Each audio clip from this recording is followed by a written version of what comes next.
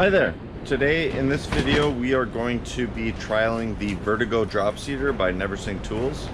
It's a tool I've never used before. I have done a couple videos in the past about unboxing the Vertigo Drop Seeder, and I've finally gotten around to starting my seeds, so it's time to actually see how it works. If you haven't already checked out those two videos, you can click on the link right here. It'll take you straight there. And please, if you haven't already, subscribe to the channel. It really helps out a lot. All right, so let's get going.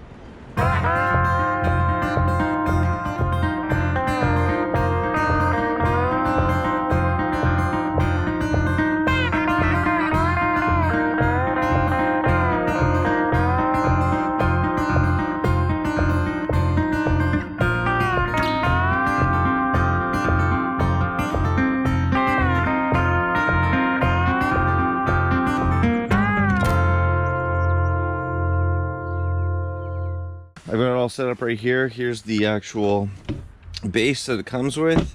I've already put in the bottom plate. This is the main plate that is offset so that when you slide in the top plate, it will align with the bottom and actually drop the seeds. So the first thing I'm going to do is fill up the paper pots, obviously, with potting mix. I just use a regular potting mix. I find with the paper pots, it's really important to make sure that you have quite a damp potting mix. You don't want it too dry, because if it's too dry, when you stretch it out and then you take it off of the stretcher, it will compress. Like if you've used paper pots before, you know they're kind of like an accordion. When you take them out, if there's not enough dampness and firmness in that tray, they will kind of shrink up, and then they won't mesh up with your dibbler or your seeding plates when you go on to use the rest of the sequence of steps. So keep that in mind. Nice damp potting mix. I've already got that going right here. I'm going to be doing a variety of dimensions. They come in different spacings between plants. There's a 2-inch, a 4-inch, and a 6-inch. So the 2-inch here, the 10s are 4-inch, and then the 15s are your 6 inches. I'm gonna get going filling those up right away. I'm gonna do another video later about using the Paperpot system. Today we're focusing on this guy right here, the Vertigo by Neversink. So I'm just gonna fill these up and just trial some of the different plates, see how they work. Yeah, so let's get going.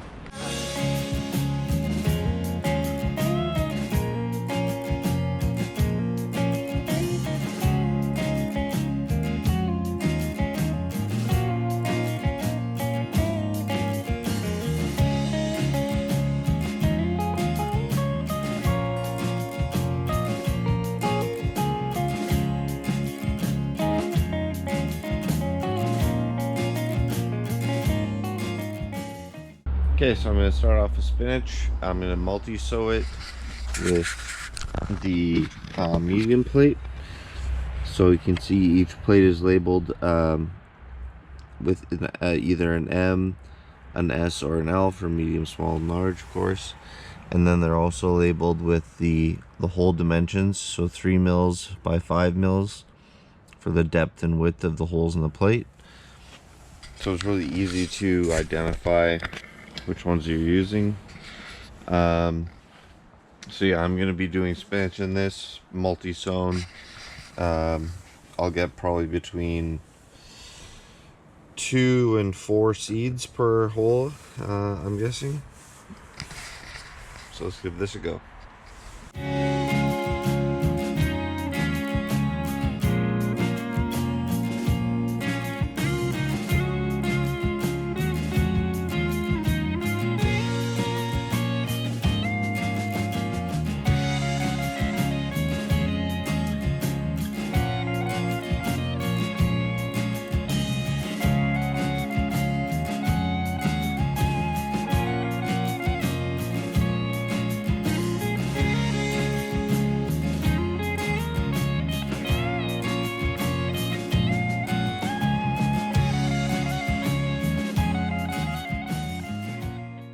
Okay, so My first tray with the spinach was a bit challenging, I'll admit.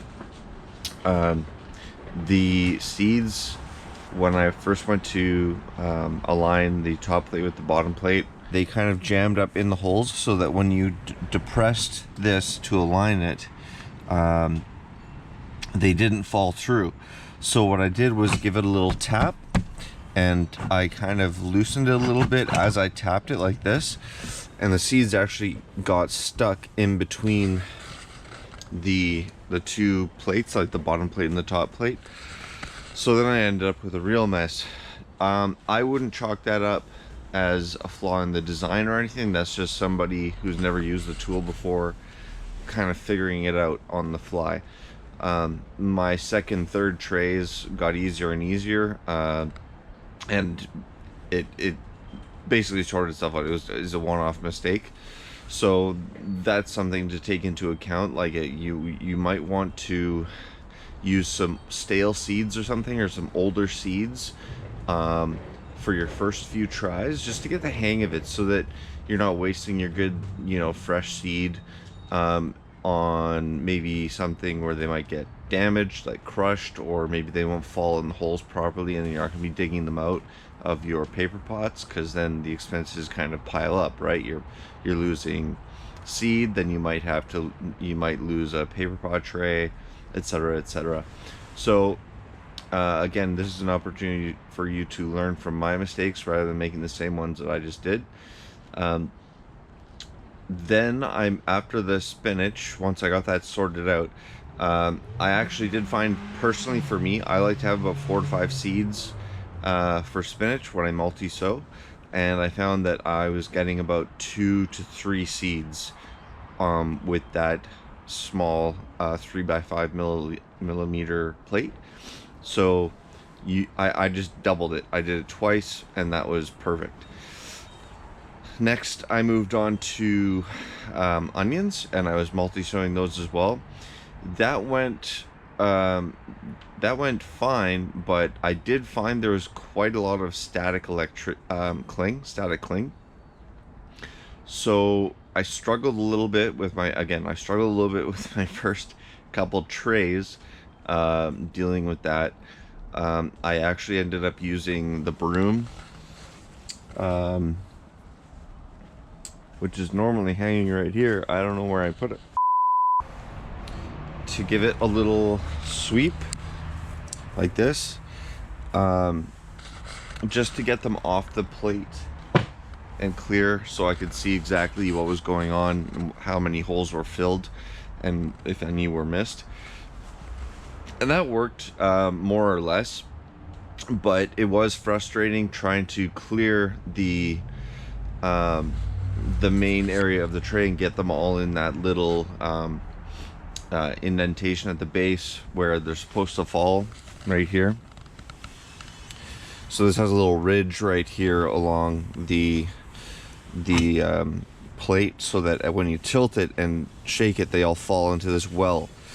But the static cling was keeping like kind of chunks all over the place, so I ended up sweeping, and that worked.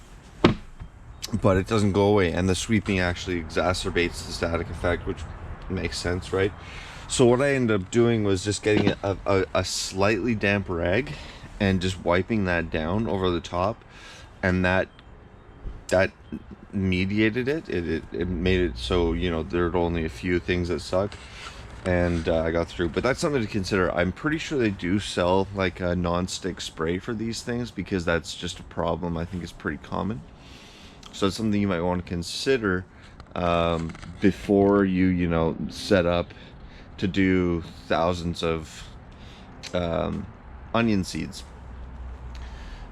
because that would be mighty frustrating, especially if you're doing singles, because multi-sown, it's okay if there's a little extra here and there if they fall in, but if you're trying to do something very precise, I could see it being a little bit more frustrating. Anyway, that's something else to consider. But again, very effective and very good. Like when you did finally get around to dropping it, it was very good and very consistent. But that said, with beets, so I'm I'm such a small scale. For me, I actually do all, I grow 4 varieties of beet, and I do them all in one tray, every time I sow, every couple of weeks. Instead of doing, you know, if you know beet seeds, they come in a lot of different sizes depending on the variety. They can vary a lot in terms of their circumference. So when I mix up all my seeds, the very small ones, you know, you'd end up with some cells that had, you know, 5 or 6 seeds, and then you'd end up with some cells with one pelleted seed or one big large seed. So for me personally, I'm going to continue using beets. I'm probably just going to continue doing them by hand. I don't grow enough beet to really merit using this tool, unless I decide to, one day, you know, scale up and do single variety beets. In that case, it is pretty good, but again, because beets are such a rough seed, I did find there's quite a bit of jamming, so you're gonna have to go through again later, and kind of like make sure that when you depress the the plate like this, you're gonna have to go through and actually like poke some of them through with a pencil or something, right? That's something to consider with beets. So make sure you know you're going with a wider hole for sure, if you're multi-sowing. I also did bok choy in this, and they recommended using the small tray, so it's a 3 mil by 3 mil hole. Let me just quickly confirm those numbers. The small is it's a 1.5 millimeter wide hole by 3 millimeter deep. So that's their small plate. They recommend using that for singles of bok choy or broccoli, stuff like that, kale, whatever. I did find that I was getting 2 to 3 seeds per cell. It was definitely not sized for single. So that's something to consider if you're doing your crop planning and you're doing kale or any brassica, and you're planning on using that plate with the drop seeder. You are going to want to triple your seed order, because you're going to get triples. You're going to get a lot of triples and a lot of doubles. There were a few singles, but that's only because, you know, when you're shaking them around, they don't always fill up. So that's definitely something to consider. You're going to have to thin if you're doing that. So they also sell a plate with a spacing. So if you're doing, say, something with 12-inch spacing, you can use a 6-inch paper pot, and then you use the plate that has a different kind of alignment. So you can see right here how they have a gap between each one, so that they will skip some, and then when the paper pot unravels, you get 12-inch spacing. If you don't want to buy custom, like say for example, in my case, I do bok choy. I was using the 2-inch paper pot, but I wanted 4-inch spacing, but I didn't want to use the 4-inch paper pot because it just didn't line up with my bed size, and it was actually more efficient for me to do a 2-inch spacing, or a 2-inch paper pot with 4-inch spacing, than using the actual 4-inch paper pot, if that makes sense. If you use paper pots, you might know what I mean. But instead of getting a 1.5 by 3 millimeter tray with the space, I just filled it in with masking tape. One thing to consider if you are going to use this technique is that you're going to want to remove that masking tape right away when you're done, unless you want to designate that plate permanently to that, because masking tape, although it comes off easily, if you don't do it right away, that glue will actually stick, you know, more than you want it to, and you might end up with like a residue that sticks to seeds or is a real pain in the butt to clean off. So just keep that in mind. It's a little hack that you can do to save yourself a buck here and there. And then finally I did some pelleted lettuce seeds, and I gotta say that was glorious. This tool, any kind of pelleted or any drop seeding tool, is built with pelleted seeds in mind for sure. Like, they don't have any cling, they roll beautifully into the holes, and I'm sure that, you know, once you do a few rounds of this, you can get these sown in absolutely no time, completely lickety split. So that was really nice after, you know, my struggles with the spinach and the onions, to just sail through the lettuce. All in all, I'd say this is a great tool. For myself at least, as with many things, there was a learning curve, but yeah, you just kind of have to figure that out, and you know, it's just the way it is. But again, overall, I'd say that this is a great tool. It's going to save a lot of time. It's just one of those things where you're going to have to, based on your operations, figure out where it applies for you, where it's going to save the most time for you, and maybe it's, you know, not always going to be the best fit. Yeah, again, like I said, I would give this tool a good grade. It's well built. Bada boom, bada bing. Alright, so I hope that you found all that helpful. Once again, please hit that subscribe button, and we will see you again in the next video. Cheers.